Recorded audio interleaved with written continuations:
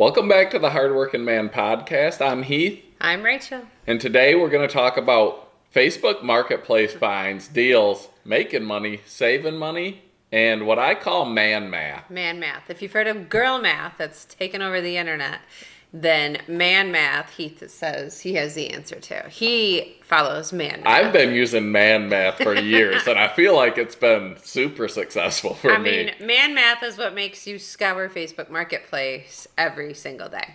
So, real quick, there's a few different... man math is complex. It's a lot more complex than girl math. Okay, so an example of girl math. Again, these are the internet's examples, but I do believe in some of them myself. Some of them are just bad. So if I return something to a store and say I get a gift card back, that's free money. I can use that at any time. That's not free money. That was my money. And it's like, there's no money. It costs me nothing. Like, what's another girl math one that they were talking about? Do you remember? If they say if you buy something with cash, it was free. Yeah, cash is free. Well, then I everything I have is free because I pay cash for almost everything. I think they're hiding their spending from their husband is what they're doing. That's not free. That's hidden. The girl math is. If it's on sale, then I've saved that money. And it's like I'm losing money if I don't buy it. That sort of fits in with man math. It kind of goes with man math. So that girl math's not far off. Well, some of them are just bad principles. Some of them... Like if you buy it with cash, it didn't cost anything. Come on. So only plastic counts? That's bad. That's just a bad example. It's the only documentation of it. So I think that's where, in your mind, that's where it comes from. So what's man math? So Heath does man math, he calls it. So we'll wrap that into Facebook Marketplace. If you guys watch the Hardworking Man YouTube channel, you know that I'm always looking on Marketplace for deals. And I feel like I find some good ones.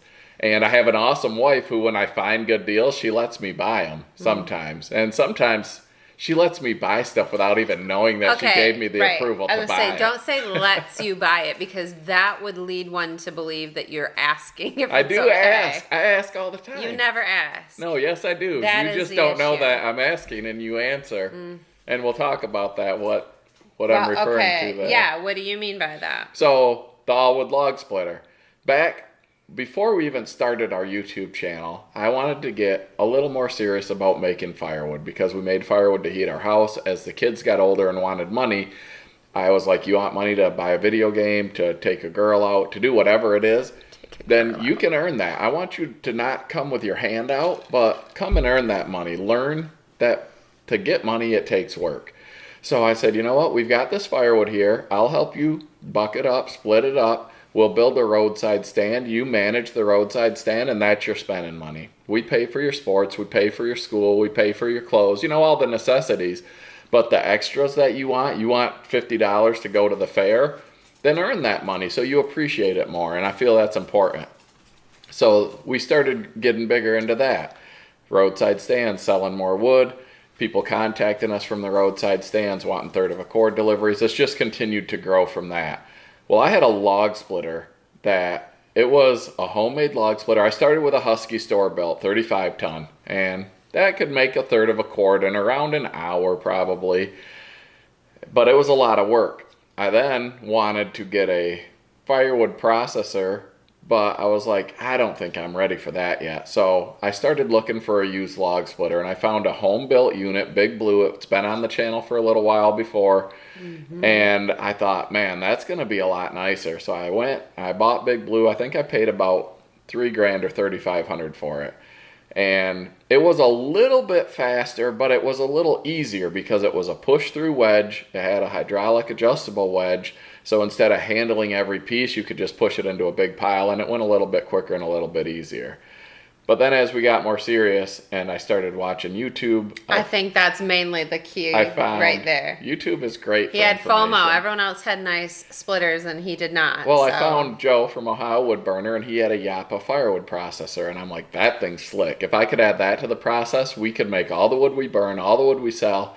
I would have more time to spend with Rachel and the kids. So I was That's not your motivation. So I asked her, I was like, hey, do you care if I get a firewood processor? So I do ask permission. I don't even remember this conversation. Contrary to what she would lead you to believe. Probably when I'm in the middle of like doing dishes or something. Rachel says, you know what? Mosquito in my ear. She said you can get a firewood processor when you have time to run one full time. She said you don't have enough time to spend that kind of money on a unit when you can't work with it all the time. So I was like, all right, fair enough. But if I can't get a firewood processor, can I at least buy a better splitter? And her answer, I believe, was something to the tune of whatever.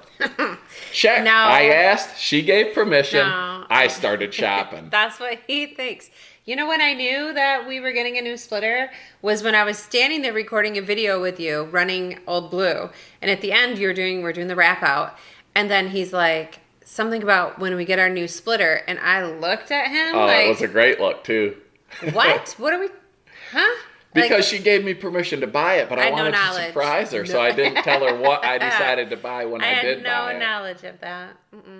So I did ask permission to buy the splitter. She just didn't know I was asking and didn't know she gave it to me. So when she had given me the permission, another step in proving that I had asked is I told her, I was like, hey, I found this company, Allwood. It's a couple hours away. I'm going to go look at their splitters. So why would I go look at them after having permission to buy a new one if I wouldn't consider buying one? So I drove down, I met Bobby with Allwood, and I ordered a new splitter. I didn't tell her that day because, again, I wanted to surprise her. Oh, yeah, because that's exactly what I needed a surprise of. And maybe I wasn't positive that I had permission, but I was pretty sure. So I ordered the splitter, and then during the video, I was like, it was getting close to when our new splitter would be here, and I sort of broke the news to her on camera for my own safety. But then another time, I feel like she should figure this out maybe. I don't know. No, I just tune you out 90% of the time. So that's why you think you have permission, because you just mention you're going to go somewhere and then you come home with something brand new and expensive. And so guys, maybe you. Take a hint from this. Ask your girl while she's doing something, and then you can have permission without knowing that you have permission. I'm going to go look at these tractors. And I'm like, okay, what do I care? Oh, no, that meant I'm going to go buy a tractor. Those are two different things. No, for real. Why would I drive to a dealership to look at a tractor? To see if there's one there that you even liked or could afford. No, I told her because there was a used Coyote RX 7320. And at the time, let's go back a little bit real quick. So I had a brand new Coyote DK35 with a front end loader, all that. We bought it for habitat work, a little bit of firewood, stuff like that. Well, when we bought the house that we're in now, we bought it on a contingent sale of our other house. And we bought this house on the first day it was on the market. We got a great deal on it.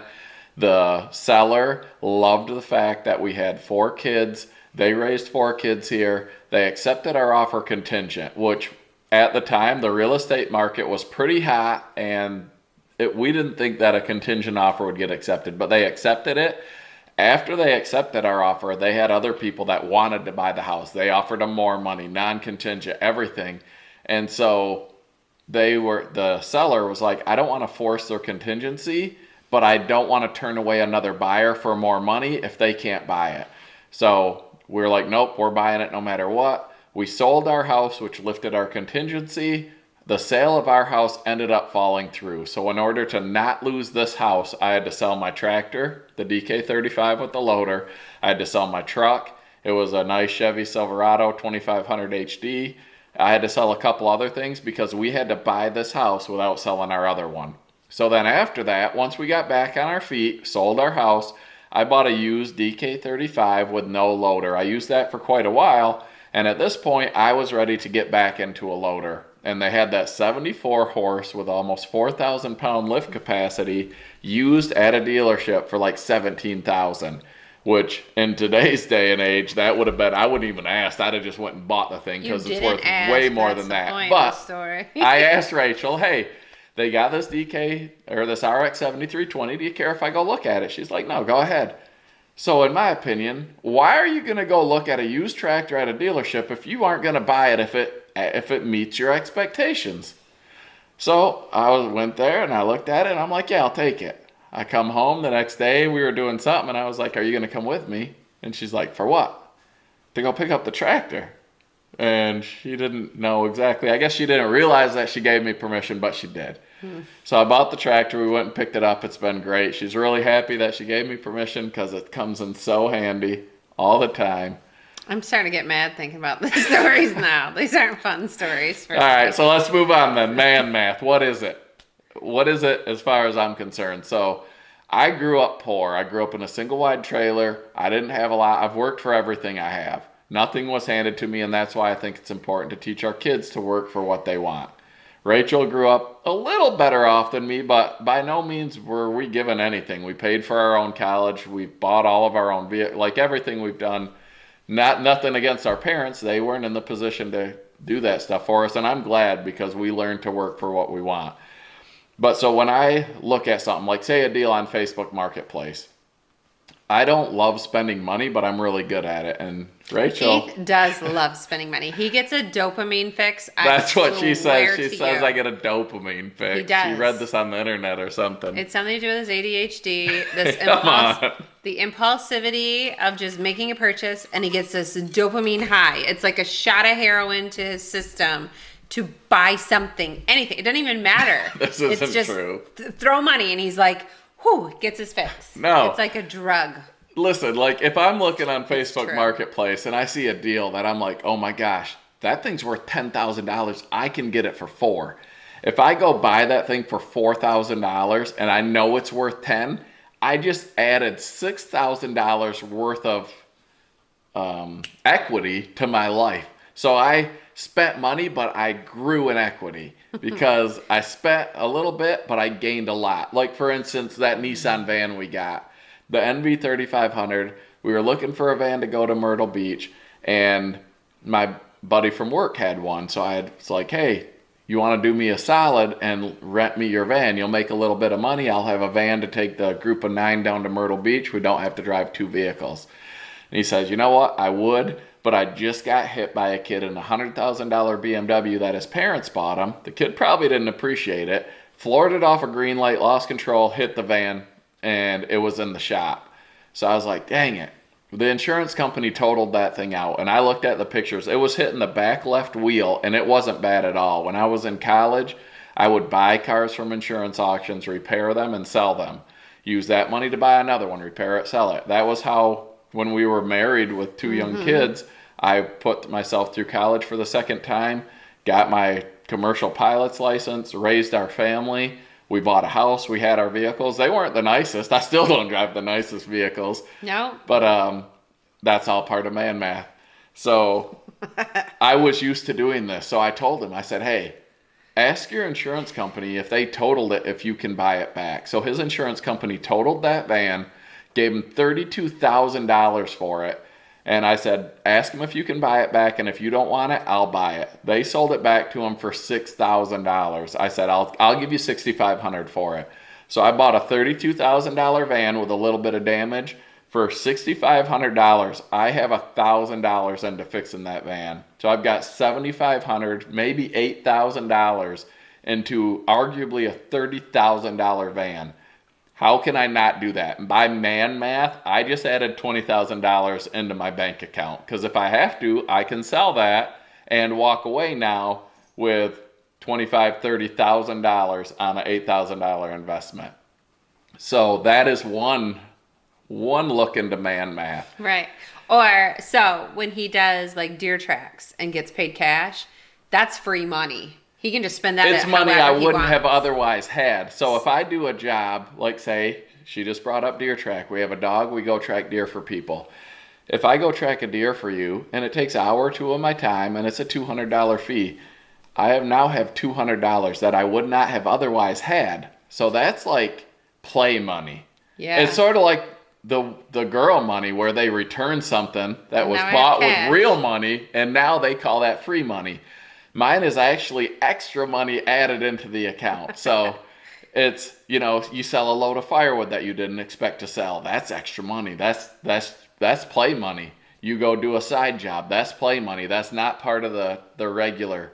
So your side money, your side hustles, that's by man math, that's your money to spend, which I because I'm a man of the family, I reinvest that into the family a lot of times with tractors or log splitters. Oh my gosh. Because that's all growing value and growing wealth, in my opinion, in my eyes, and it's worked well for us so far. Man math. On the flip side, if he turns down a shift of overtime, he's lost $400 or whatever it is. Say I could get a $400 working a shift of overtime. If I say no because I'm busy, because I want to go to my kids' sports, because I don't like missing their sports, you only get your kids for a while, so I like to do as much with them as I can. So if I turn down a shift of overtime, I'm like, I just paid $400 to watch this game. To be here, yeah. That's how my brain works. But I'd rather go watch my kids than I would go to work. So, but years ago, when we were starting to, make a little bit more money and whatnot, I didn't turn down much overtime because I grew up without that ability. So I didn't want to miss it. But now I realize it's going to be there, and I'll get it when I don't have to give up something more valuable like time with my family or my kids to get it. Yeah, it's really hard for you to turn down tracks when they come, because to you, you're losing that money by not going. But another, I guess, man math that I like to say, for instance, today I found a deal on Facebook Marketplace, that outdoor wood boiler, something I've wanted for years, but I wanted one of the older ones, because if you do firewood like a lot of you do, you have a lot of waste or debris or just not premium wood. Offcuts. The older outdoor wood boilers, the pre-EPA or new regulations, you can put almost anything in those and burn it. And I produce a lot of that. And on my property, I have a lot of ash that now is getting to the point that it's not really worth cutting up and selling, but it will still be fine for the outdoor wood boiler. So I've been on the hunt for one of those for a while. I just found one on Facebook Marketplace, and I picked the thing up. It was listed for $2,000. They had marked it down to $1,600. I went and checked it out. The water jacket's good. The pumps are good.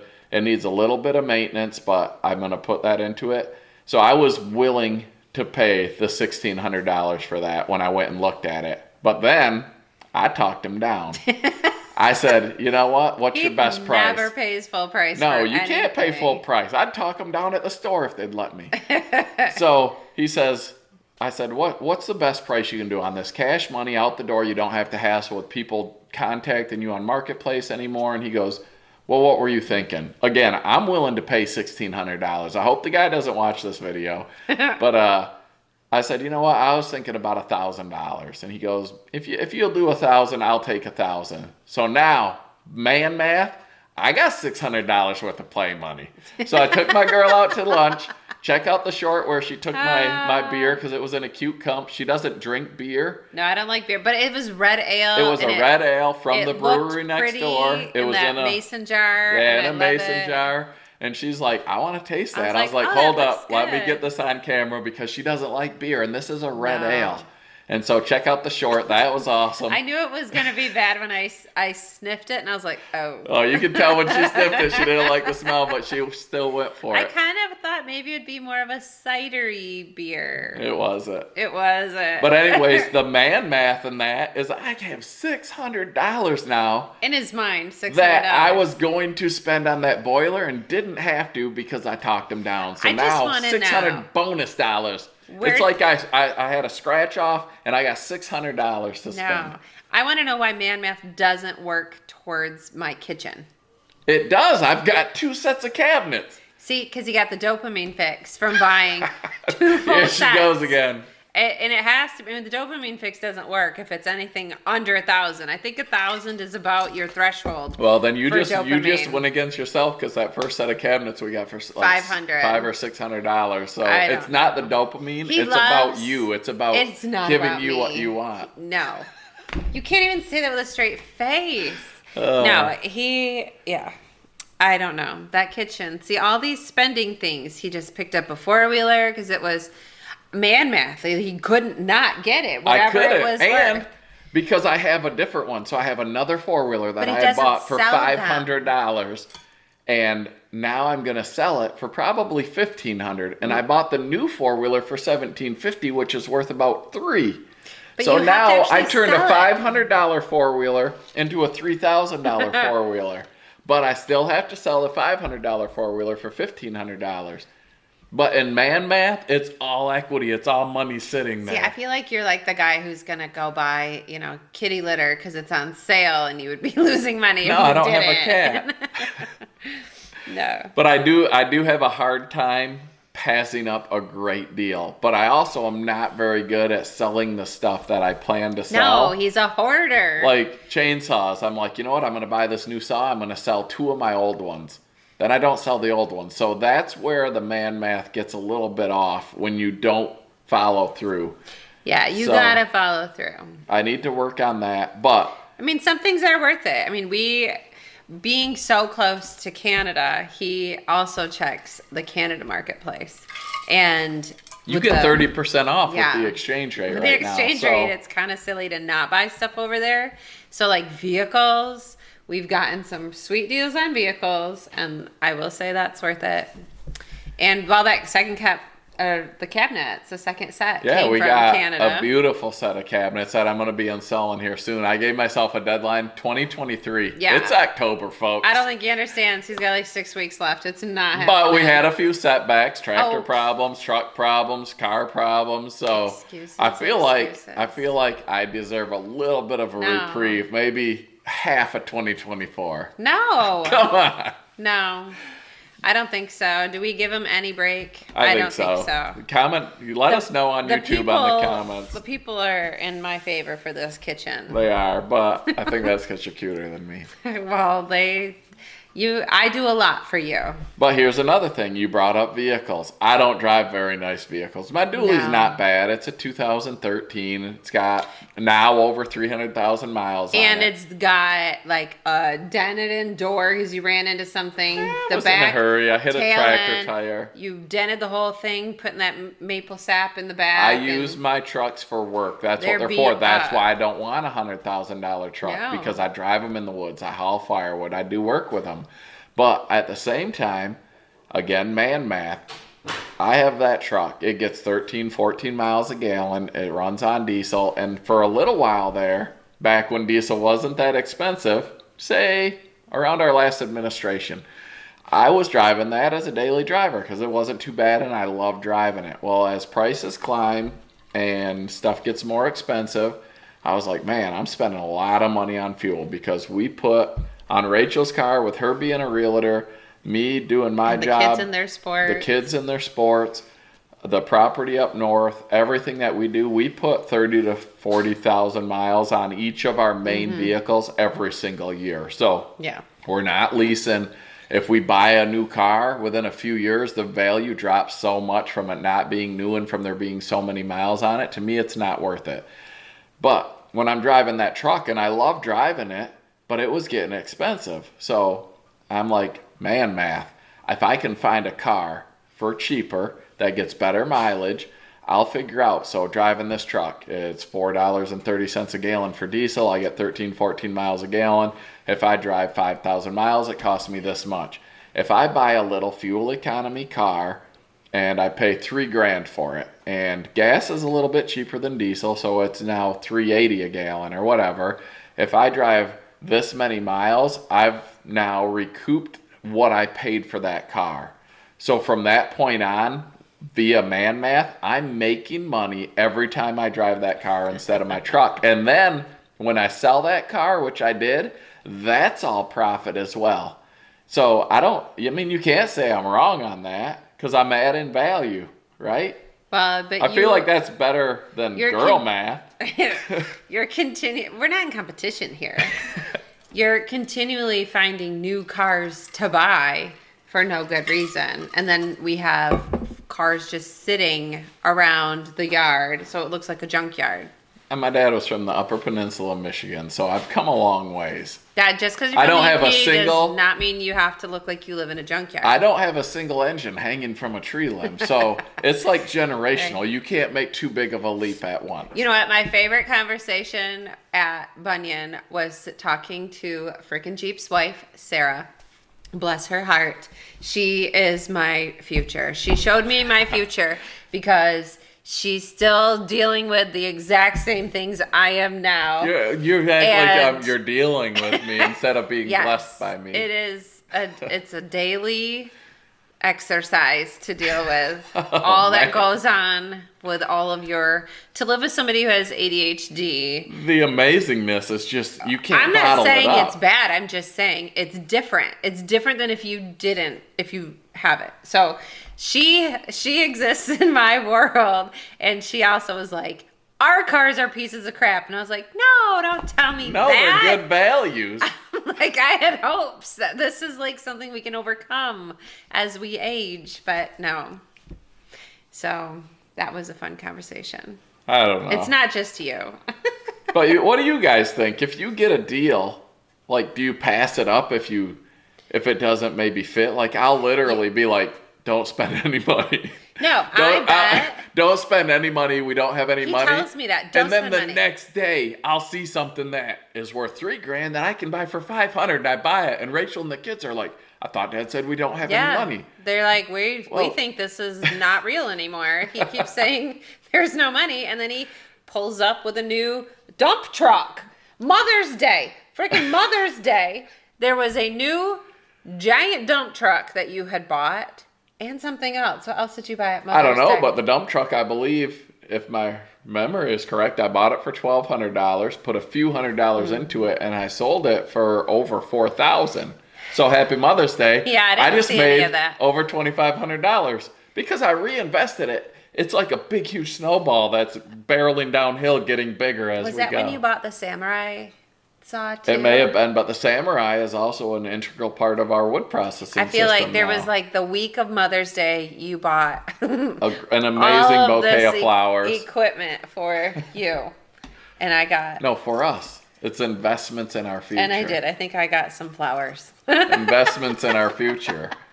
Like, I don't. Well, yeah, because he doesn't like anything that I would want to spend money on is not valid. It's not worth it. It's a waste of money because I can't resell it for the same or more.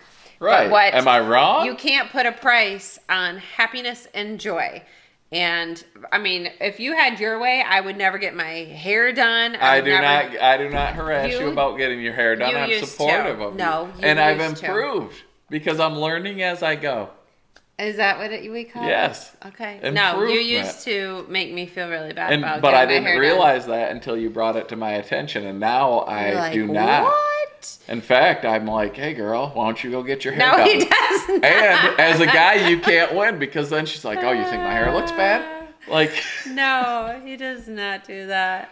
her nails are beautiful. Her hair is beautiful. She's always on point. I don't give her grief about any of that. You give me grief about getting ready. Like, come on, we got. Well, the time, that's a whole nother episode But I don't when we're even going to take talk that about long. time management. I think if I can shower to walking out and do it in an hour, any girl will tell you that's amazing. Some people spend 45 minutes just doing their makeup. My makeup can be done in 10 minutes. Maybe I'm just blessed because I can walk out the house in 3 minutes I know, and look look so amazing. good. Right. But, I mean, I don't know. I have a hard time passing up a deal that's an absolute deal. And most of the time I come out ahead. There's times where you misstep and you buy something that you think is going to be worth more than it is. But I would say over my life, that's a very small percentage because I do a decent amount of research and a decent amount of looking Right. into what I call investments or expenditures before Well, yeah. I do them. And you've always found a way. If we need extra cash for something, It's there because you I get have it. the stuff that I can get rid of. The tools can be utilized to find the deals, sell it, and you're trying to pass that down to our kids so that they know, you find something at a garage sale and they look it up on eBay or to see what the resale value is, and then you can make a quick buck. Even if you only our make $10, 17-year-old, it adds he up. goes garage sale and buys stuff, resells it, puts money in his pocket. Yeah. I feel like that's an invaluable lesson in life to learn how to make money Right. in non-conventional ways. You don't have to go work for someone else. Work Right. for yourself, and that's what I feel like I want to teach my kids to be able to do. Right. So even if you don't have, like, people that are like, oh, I don't have a job, I lost my job, I can't make any money, so they just sit around and do nothing. Well, there's a lot of money to be had just I've from made money flipping my stuff. whole life, like one way or another, buying and selling from auctions, flipping cars, firewood, doing side jobs for people tracking deer. You can do whatever you need to do to you make a lot of money tracking deer every year. But sitting down watching TV or surfing through selling Instagram, firewood. watching YouTube, I definitely recommend watching YouTube, listening to podcasts if it's hardworking man, because I mean, that's just investing in your future. That's how you learn, right? No, like selling firewood, you can make a decent amount of money selling and firewood. I love doing it. And it's just on the side. It's exercise. I don't buy a gym membership. I get paid for my gym membership. And I spend time with Rachel. I spend time with the kids. I heat my house. Soon I'm going to be heating my water. Like, I don't know. I love it. It's a great thing to get into. And there's so many different ways to make money when you know how to invest like a man. Right? When you use your man math to come math. up with. Who else employs their man math? We want to hear in the comments. Let us know what you do to, get some extra cash here. I spend money to make money. I spend money to save money. Because in the end, if you're making more money and you're saving more money, your wealth is growing. So that's the ultimate goal. And doing it myself, but more importantly, teaching my kids how to do it. And I do spend more money than I should. I don't like to brag, but I'm real good at spending money. Very good at that. But I feel like I'm better at, when I spend money, at being an investment instead of an expense. And that is also part of man math, but you're going to have to see class 2 in man math to learn about that. And these are free classes, free podcasts, free YouTube videos. All right, that about does it for our second podcast. I hope you guys are enjoying these because we're having fun. And as always, it's going to be on wherever you listen to your podcasts, on Spotify, Amazon Music, Google Podcasts. Apple, right? Apple Podcasts. And also on YouTube, which is where the video is going to be and where we'll see the comments to reply to. Yeah. So thanks for tuning in, and we hope you guys have a good week.